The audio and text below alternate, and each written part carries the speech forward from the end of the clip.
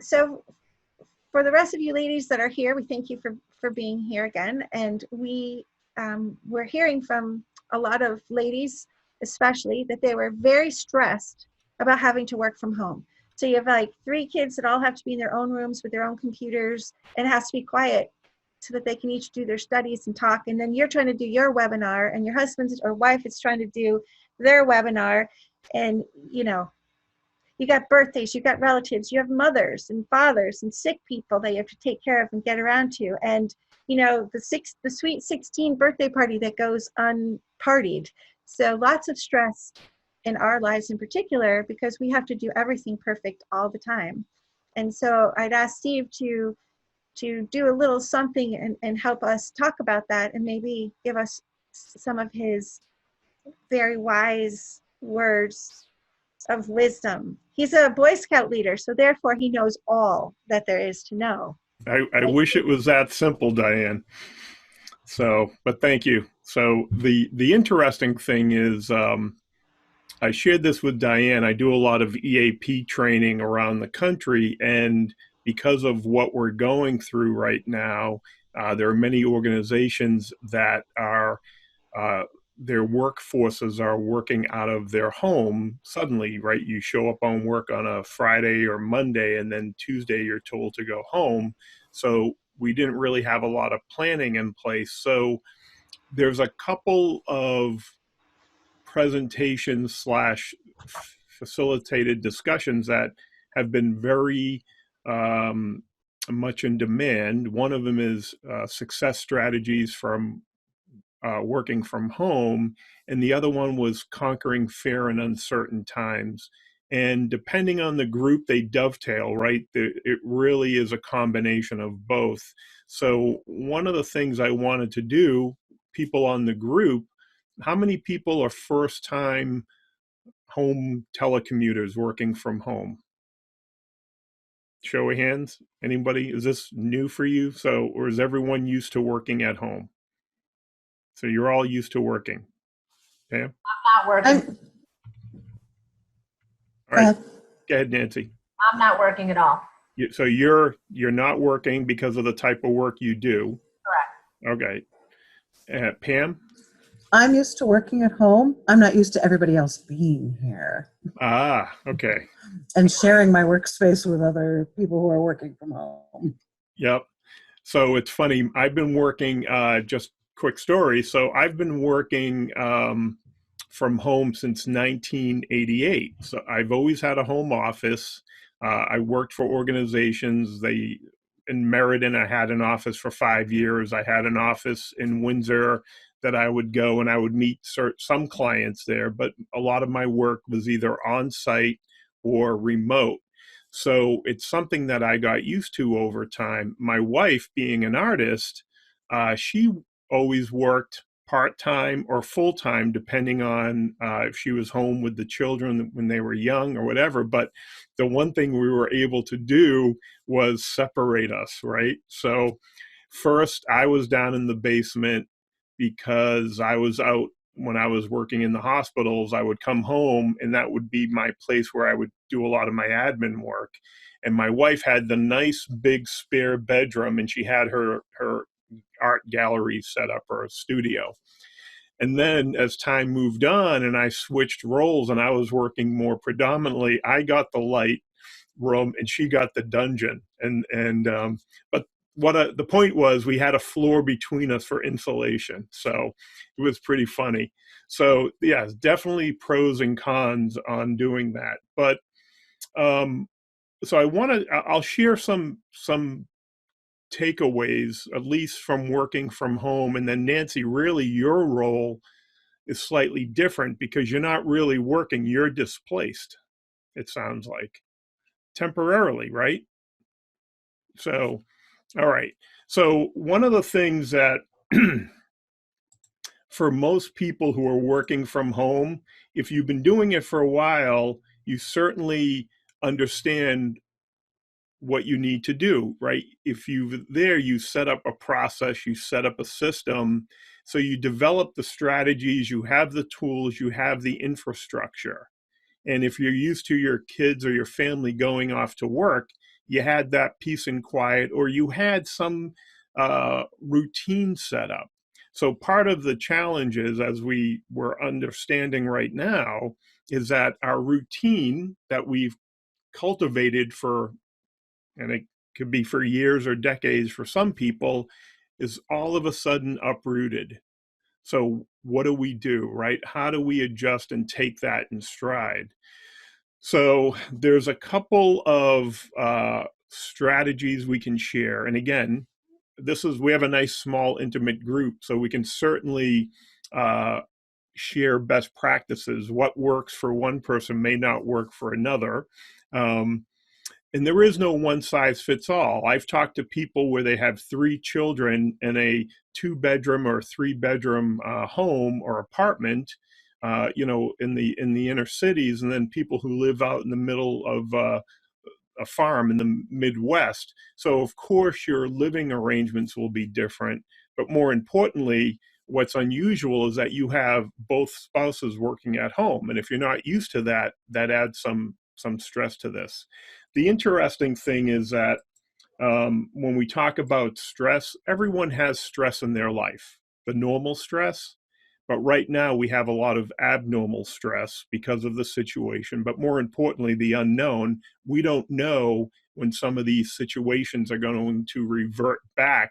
And again, we don't know what the new normal is, but kind of get back on track where we have a little bit more control over our life. So I'm going to talk about what are some of the big challenges that you're running into? Pam, you said children at home, family at home. What other challenges are we running into?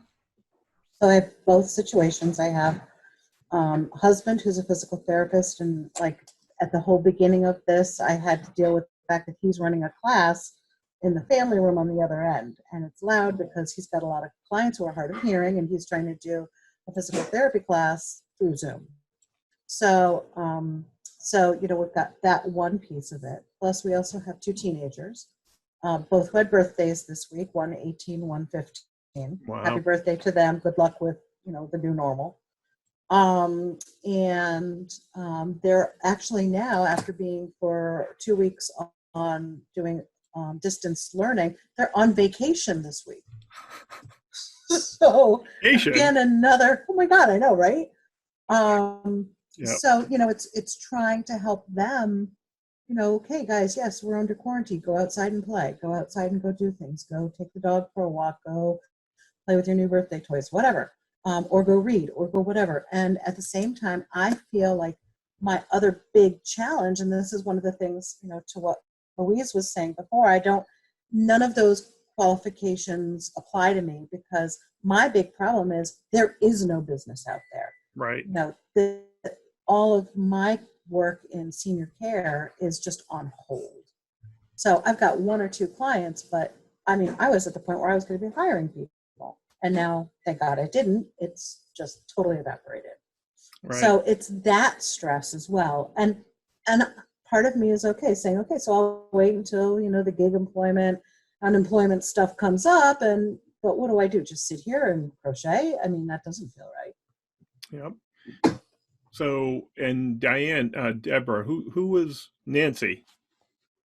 Nancy, what type of work do you do again? I apologize. I'm a dental hygienist. Okay. So it's really hard to work from home, huh? You can't set up on. I'll never work again. I know. Okay. So again, there are people out there who because of the nature of their work and the setting, it's hard for them to work at home. So let's take a minute. Again, there are challenges here that there's a commonality, right? There's some overlapping. Are there any other challenges that people are running into in this new situation? Deborah or Karen, Louise, what do you see out there? What other challenges are you running into?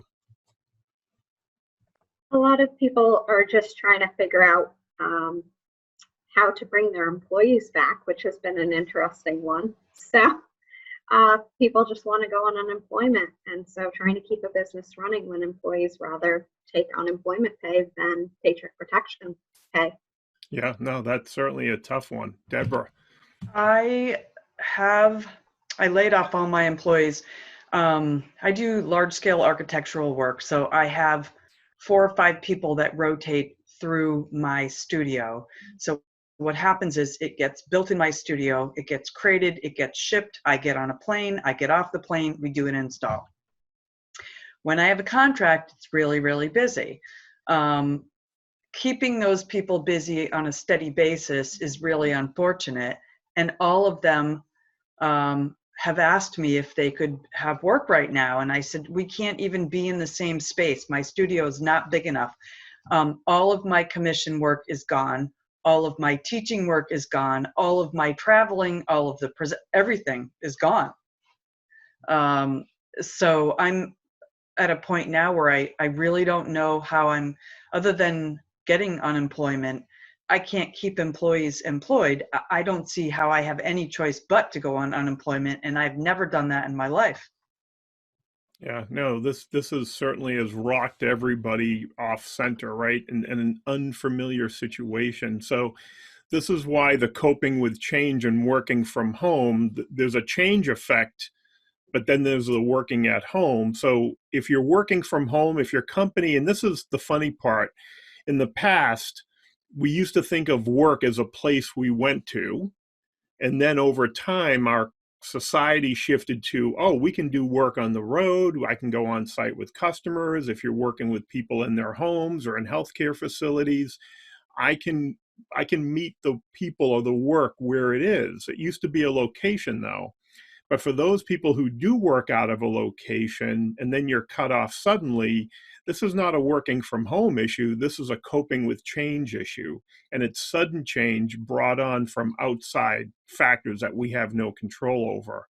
So the best we can do is kind of, again, let's focus on a little, what can we do to deal with the stress and maybe brainstorm on best strategies. And again, there is no one size fits all, right? I mean, for those of you who've been on these calls, and I'm doing a similar thing for the Windsor Chamber of Commerce where I live, where we have people from our local, state, and federal government trying to provide resources as best they can. Everyone's doing their best to do under the circumstances, but because we're such a information fed, it's overloaded, right? We're put in an unknown situation. So the best thing I can do, or I think that would be helpful, is talking about some of these strategies about being resilient and how to best deal with that. Because working at home is one thing if you have work, but Deborah and Nancy,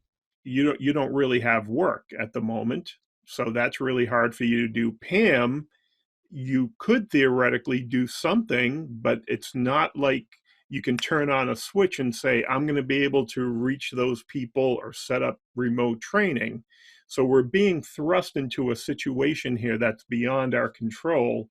So let's talk about resiliency a little bit. Has anyone done any work with resiliency by any chance? Pam, you have. I assume you do it all the time, right? So you would think we're resilient, but it's one of these muscles. I'd like to think it's a muscle. And but let's talk about that, because I think we're talking about the change that we're being thrust into. There's a subtle change when our phone company upgrades our software or an app, right? There's a moderate change when we have something that we're used to using, maybe some software in our computer. And I remember when I was using Windows XP and Office, and then they came out with this new, system, and nobody liked the toolbars and all that stuff. And so what happens is we adapt, and I put up a fight because I had 5 computers at home with my wife and my kids, and I was doing the IT, and I said, I didn't want to spend my precious time with these moderate changes. But when we think about radical changes, the way it affects our work and our life, and that's something we have no control over, this is where our resiliency really comes into play. And it's one of these things that we all have the ability, we can rationalize it, we understand it, but becoming resilient takes a while and a process. So I want to talk a little bit about resisting change very quickly, and then talk about what we can do to kind of figure out what we're doing with it and how to address it. And again, this is more of a discussion because what we're going through is abnormal.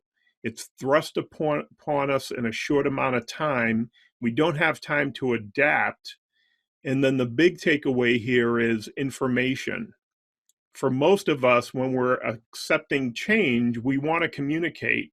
And Diane, I'm not going to pick on Diane, but Diane's been doing a really good job from the chamber perspective, sharing information as much as she can, humanly possible, with the members of the chamber and the community to keep us up to speed, to help us adapt, right? With the information, we can make decisions based on what we know.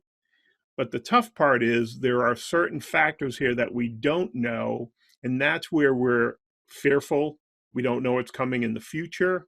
We don't know the loss of control, whether we're hiring people, whether we're getting new customers, the unknown, right?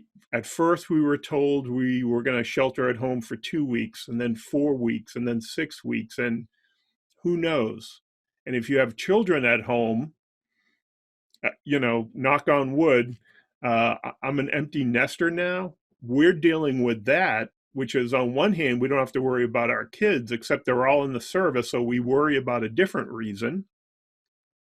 But you have children at home that are there, and I have a good friend of mine from church with 5 children from 4 to 14, that not only is she entertaining and educating, she's trying not to, what's the word? Go medieval on their buttocks, so to speak.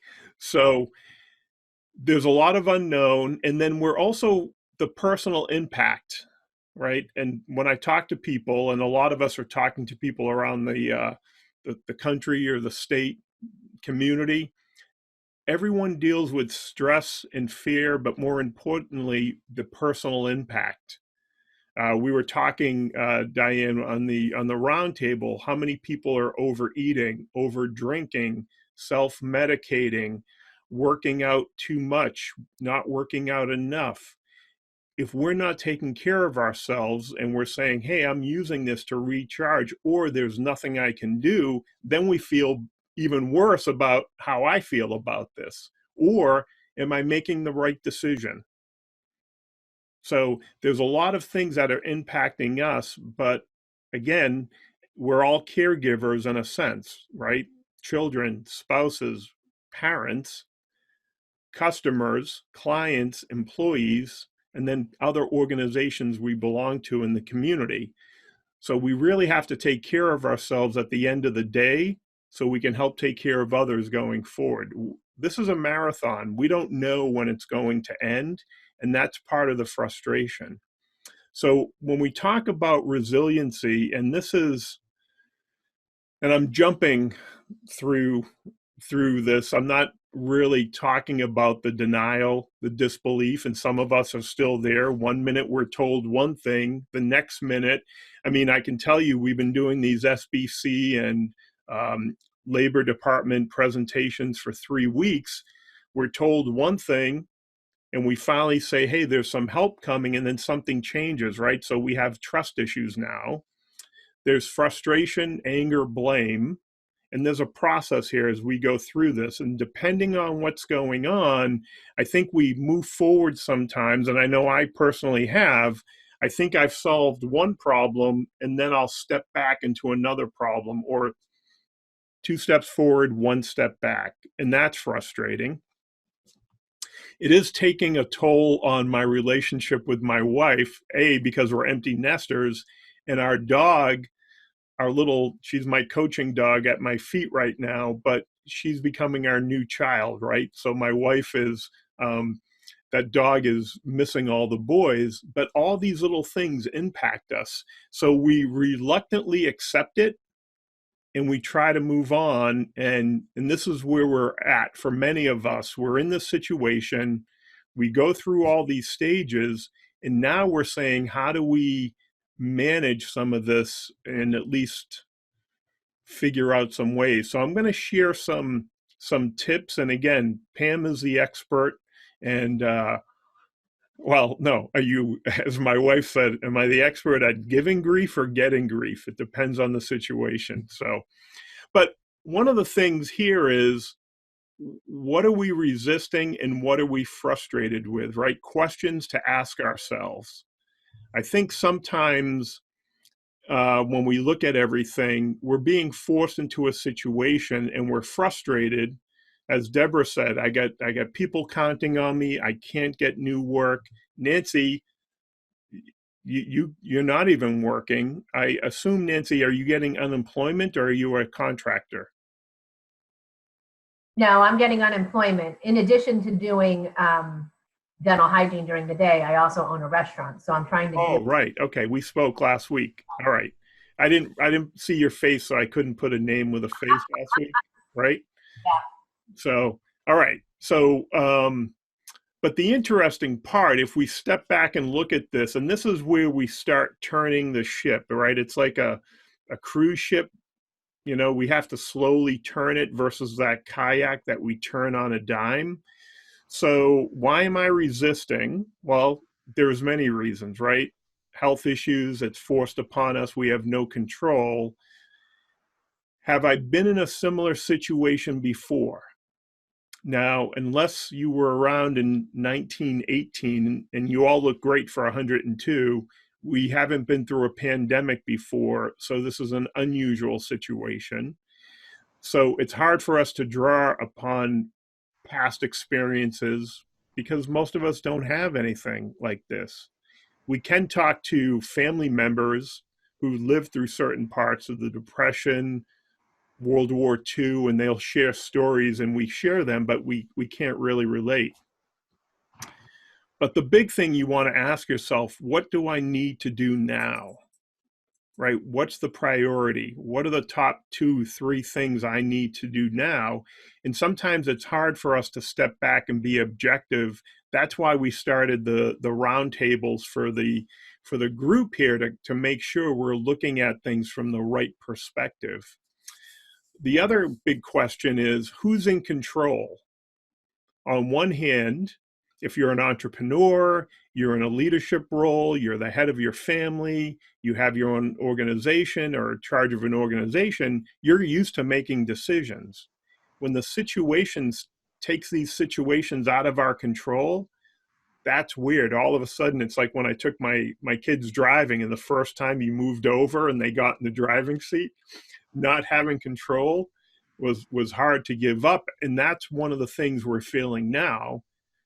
On one hand, and again, not to get political, I don't know who's in control. My mayor's saying one thing, my governor's saying another, the federal government and CDC, the World Health Organization, we're getting a lot of mixed messages.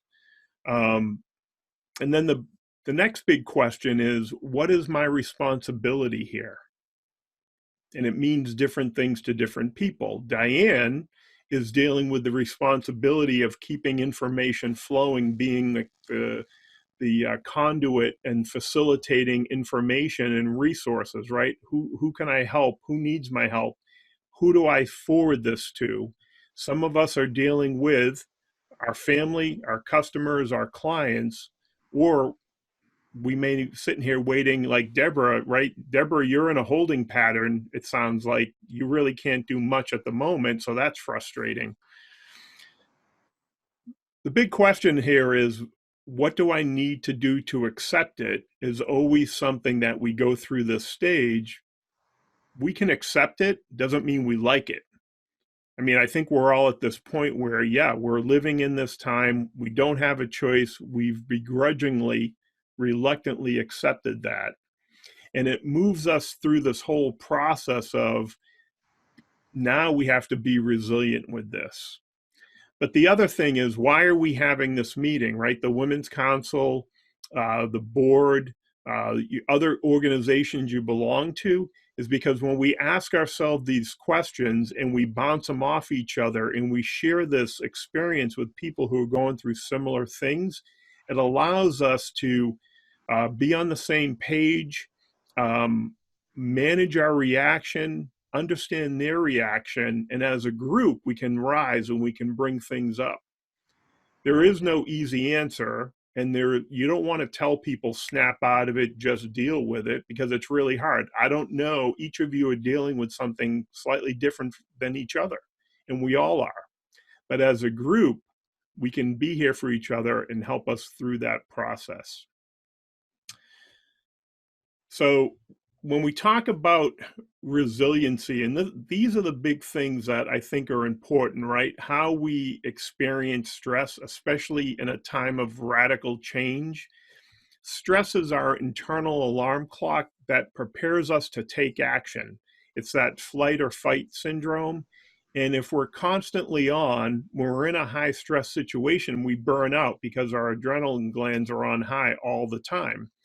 So we have to understand that we feel stress emotionally, but people see it through our behavior.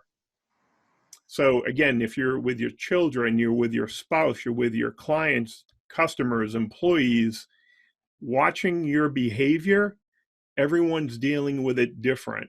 I know there are some people out there that look like they're so relaxed, you're thinking, oh, they're not really stressed. But they could be stressed internally, and other people are running around trying to put out all these fires because that's the way they express it. It's not right or wrong. We can't judge people. Everyone deals with it differently. So let's talk about resilience. Resilience is defined as an occurrence of rebounding or springing back. Very simply, it's like a rubber band that gets stretched almost to breaking and comes back. What does it take to become resilient? I think there's a combination of things, but think of it as a muscle. And a lot of us do this in our career, in our life.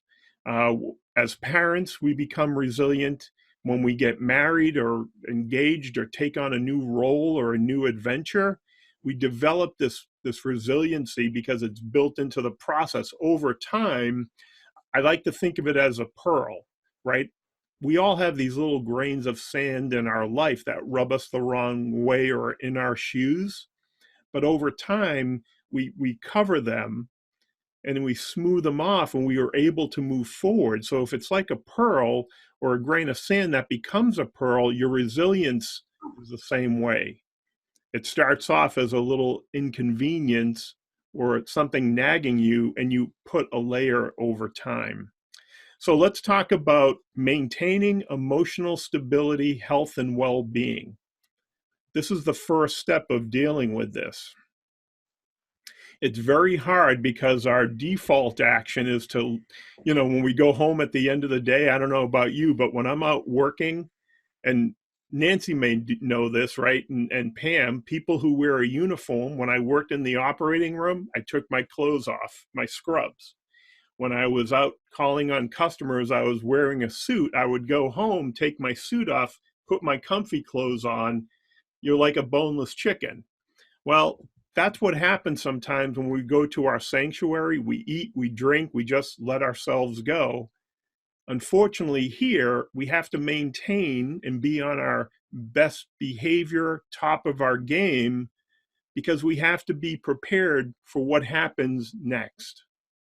And being prepared is one of these things we live by, right? That motto going forward. The next thing is very important. Number 2 is focusing outward.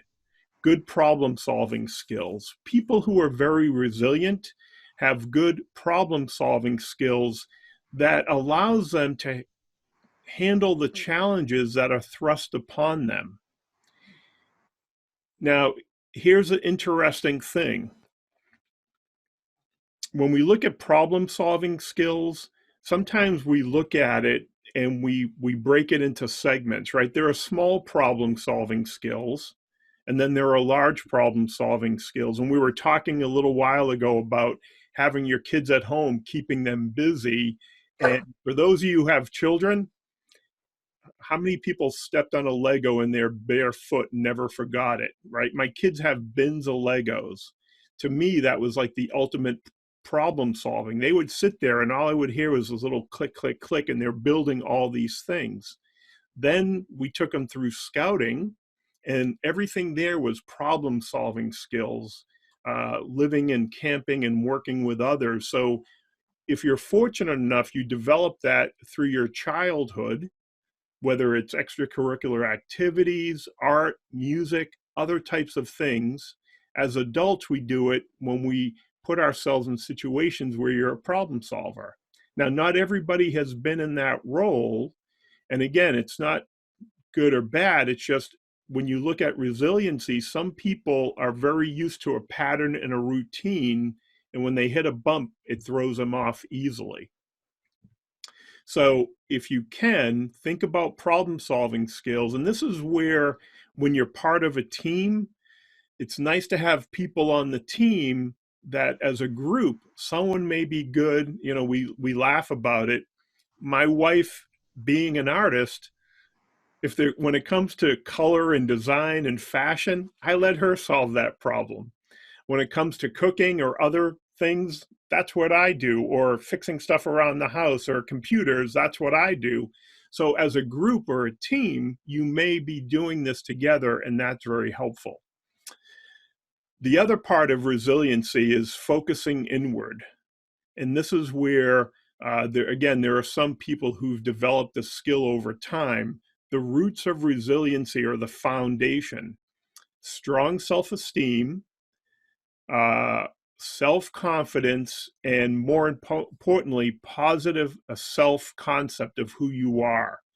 And what happens is you'll see people who are able to look at some of these challenges and say, I'm going to navigate around them. I'm going to develop a strategy. Again, in a normal situation, yes, we can have all the self-confidence in the world and we can be very good at what we do. But with this unknown situation we're in, we may have to tap into other people. And I think that's why the chamber and a group like this, where we can help each other, is very important. So you want to have that self-esteem, self-confidence. And again, if you're in business or you're in a leadership role and you're part of an organization, most people have that today. It's hard to find someone who doesn't have it. But here's the other one that I think is important: optimism, the inclination to anticipate the best possible outcome for actions or event. So an optimist will assume I can do something to change this negative situation. Most entrepreneurs, small business owner, heads of organizations, most of them are very optimistic. And on occasion, we get pessimistic because we feel like, and again, I'm very pessimistic sometimes, that we have no control over the outcome. And if you look at people who are very resilient, they have a good, positive outlook, and they're very optimistic on the future. So, and this leads to, I think, the last one, which is really the best one: the talent for serendipity. What is possible at the highest level of resiliency? It's the talent for serendipity, the accidental discovery of something pleasant, valuable, or useful, the silver lining and lessons in all events. Now, yes, there are some silver linings going on right now in the world, right? For some people, they're having some time with their children or their spouse. Some people are learning to use social media and Zoom. Some people are looking at new ways to grow their business. It's not going to be all lemonade for everybody. But the one big thing, and I've shared this in the past, is that I see many people in the community coming together to help one another. And that's very helpful. But again, it's not going to help you if your office is closed or you don't have any clients that, hiring you, commissioning you for work, or more importantly, if you can't go out and meet your customer or client because they're over a certain age and they're quarantined. But the idea here is, hopefully, knock on wood, this is a temporary situation. The question is, we don't know if it's 2 days, 2 weeks, or 2 months. And that's one of the things that, if we're optimistic and we're resilient, we're going to bounce back. And this is the part that we have to be prepared for sometime sooner than later.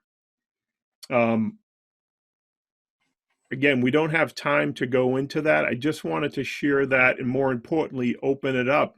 What are you doing now to be resilient or optimistic? Are you talking to other people in your field? Are you reaching out to other people in the community? What's working for you? Because this is where we can share best practices, because between everyone on the call, your situations are very unique. It's not like you're all working in an office building in corporate America and you are forced to go home and work. So that's slightly different than coping with something that you said, oh yeah, I'm going to start my business and ramp it up over 3 months. You're all well established. Your situations are quite unique. So what are you doing now? What's working? What's not working? Yep, Pam, go ahead.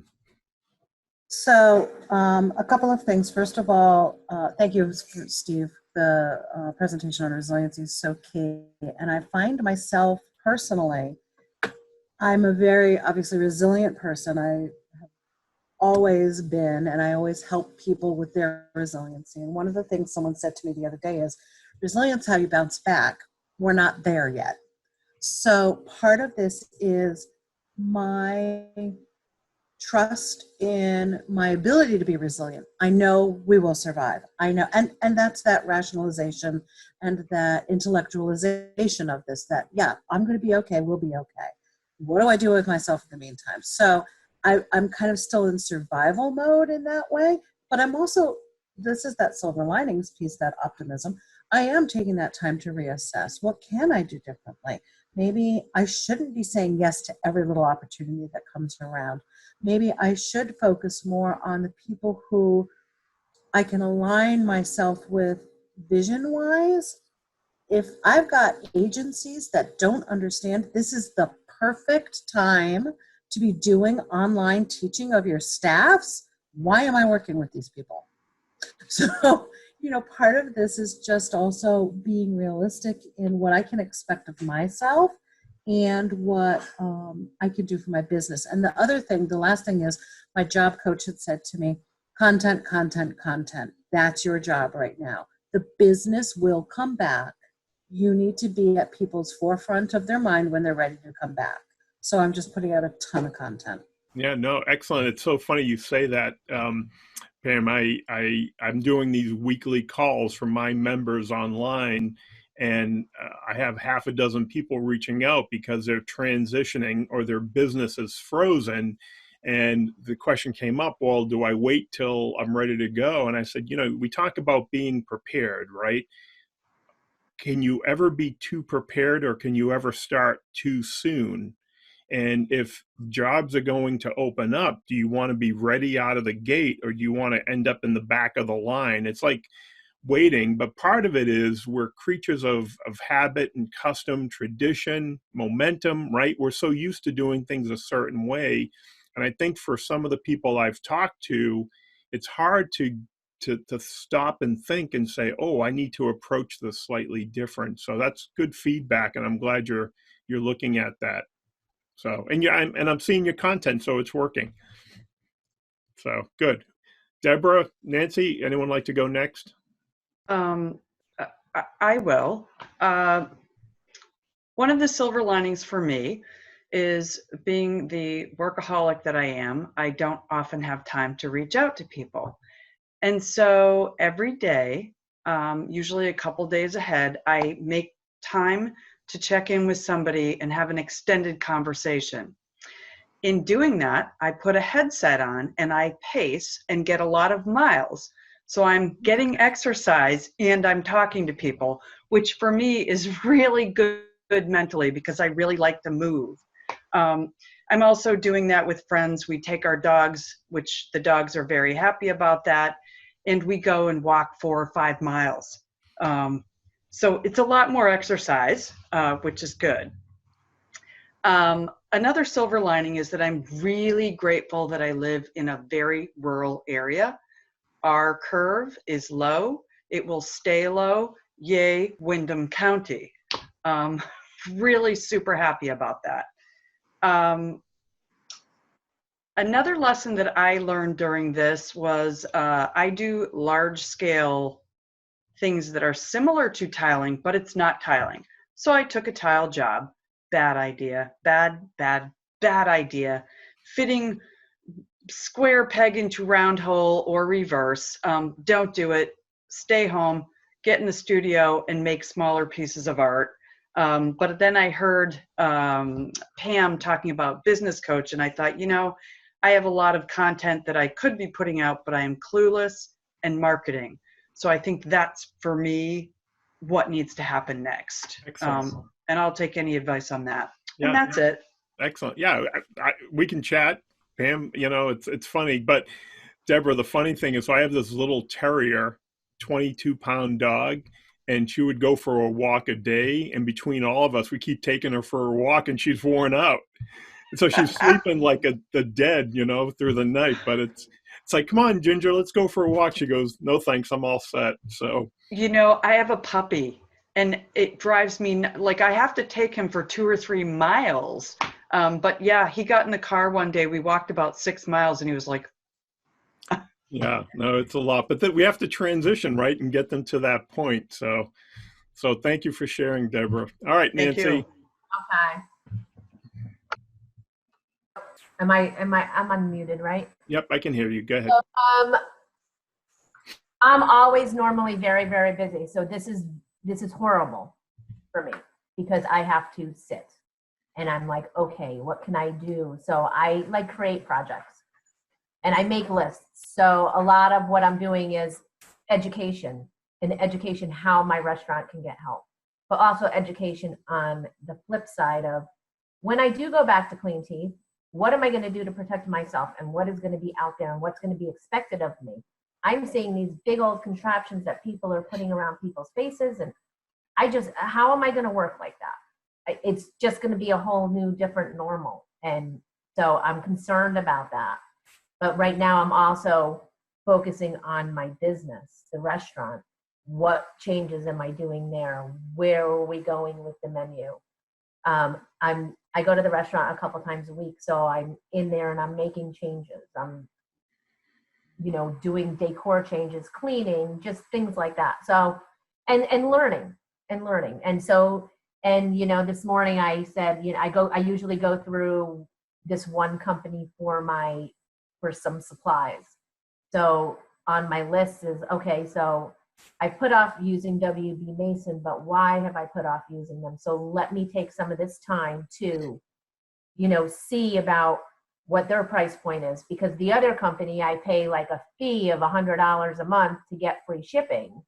So let me take this time to go ahead and compare and try to save. And, you know, I sometimes make things up, you know, okay, let me go outside and clean the garage again.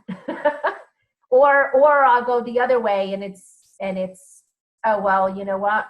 I have a lease until May 20th. I can do it tomorrow. I know. And that part of it is horrible.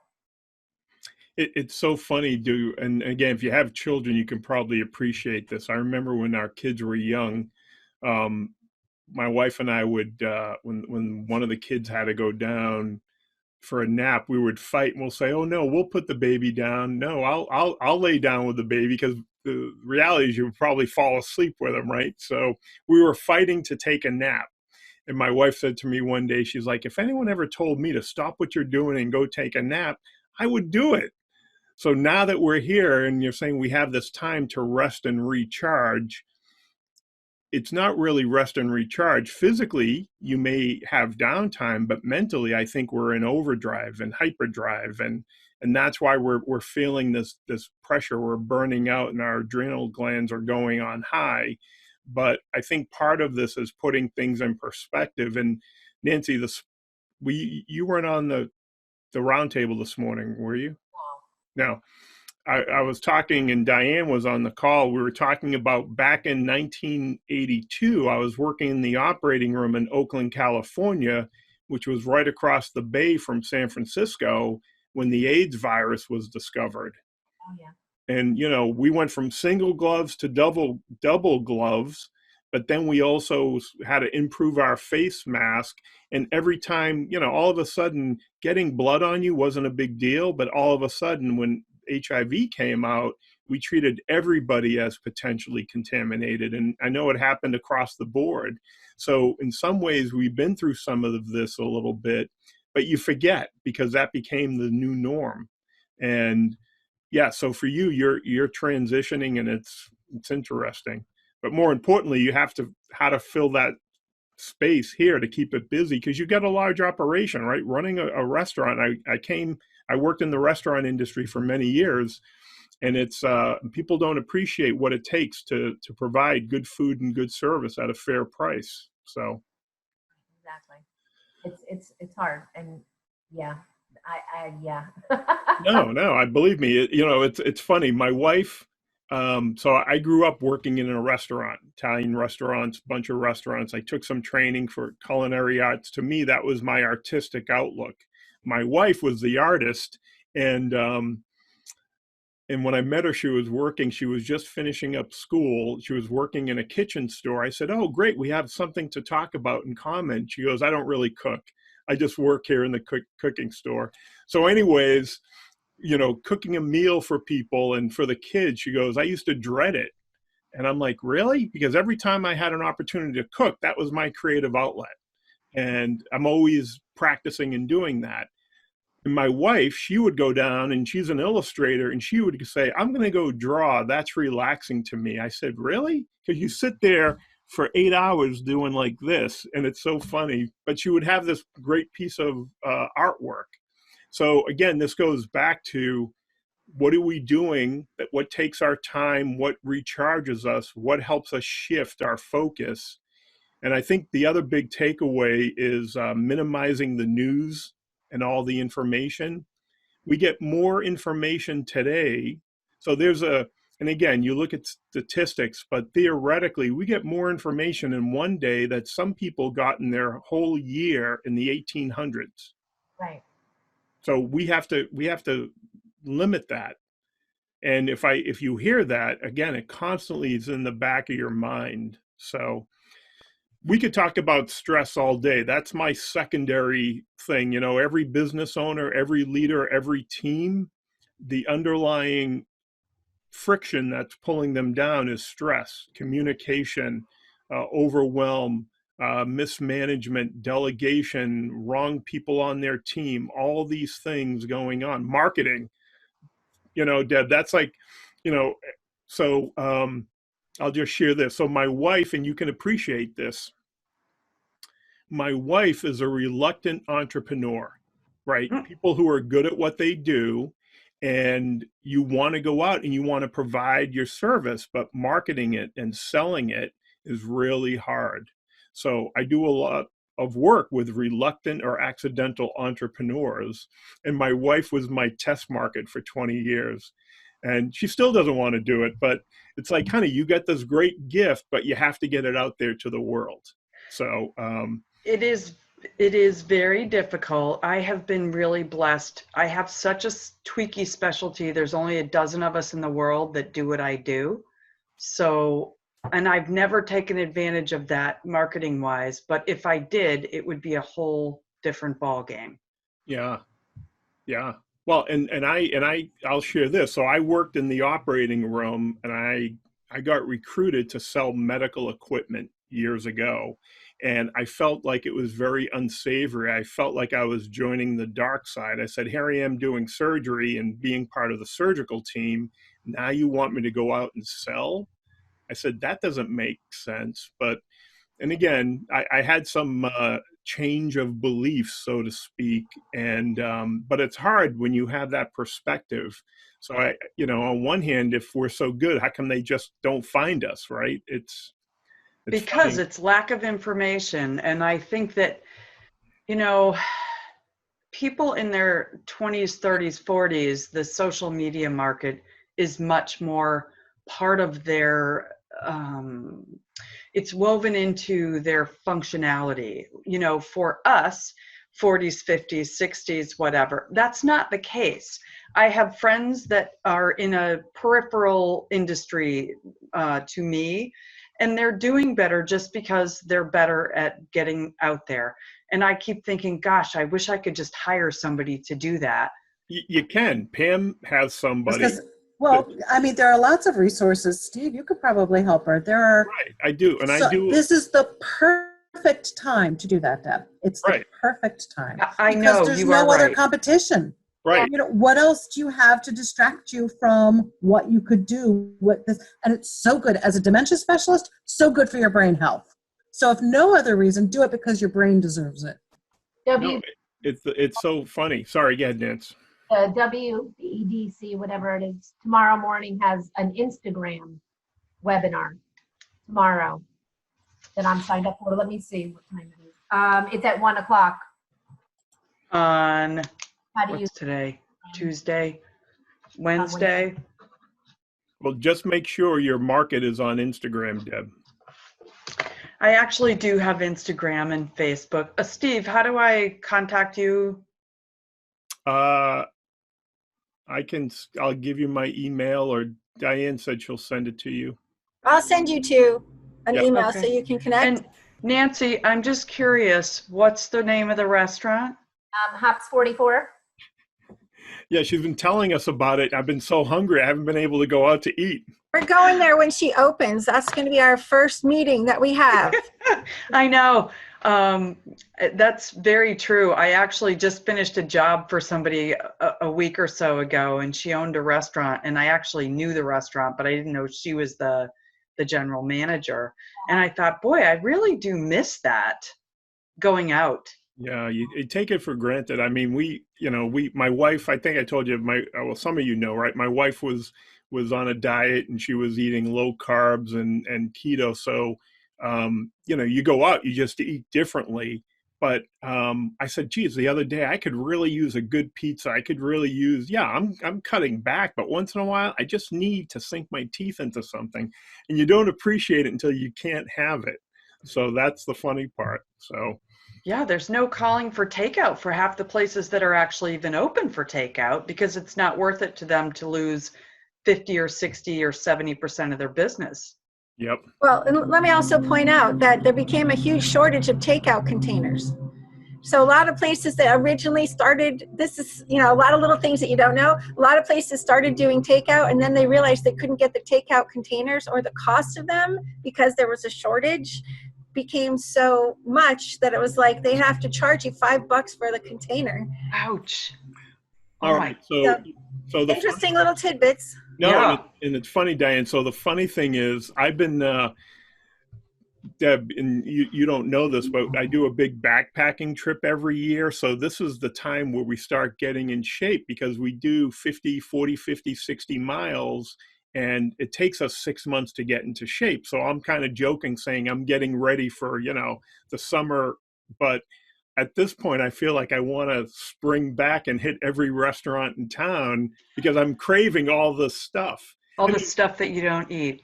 Well, I can make it at home, but it's not the same. It isn't the same. And Steve, I have to tell you, speaking of getting in shape, we hiked Annapurna 2 years ago. Okay. And so this period of time, this is always my time to, get back into shape and start doing that.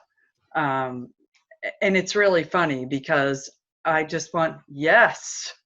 So presidential range. I was just going to say, that's definitely not the Himalayas, but it's local. Yeah, but for us, that was that, when you're doing it the first time, we'll definitely connect. I'd love to see pictures if you have them. Oh yeah, hundreds of them. It was the most pivotal experience I have ever had.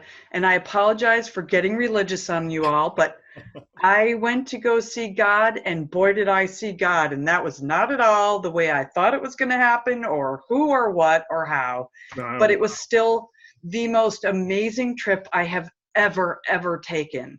And it was really grueling. We were hiking 15 or 16 miles a day, straight up all day. And when we got done, boy, did I drink a lot. All right. So you know what? I'd love, Deb, to see a presentation at this group or some other group. Have you done any presentations on that journey? I haven't done anything on that. I've done an awful lot of public speaking because it's actually part of my job. Okay. Yeah, but that would be interesting for people. Again, the preparation for going on a trip like this for a week and what you do and everything. There's a lot of similarities to what we do during our life and our profession. But I use this as a training ground, and I would love to do these leadership development programs. I just don't have time. But at some point, you know, we did 50 miles on the long trail over Mansfield, and you talk about a humbling experience, but it's also a recharging experience. So it is. Yeah, I love to talk to you. All right, because we'll catch up because we can be here all day, and we have. Unfortunately, it's the top of the hour, and Diane's like, we got to go.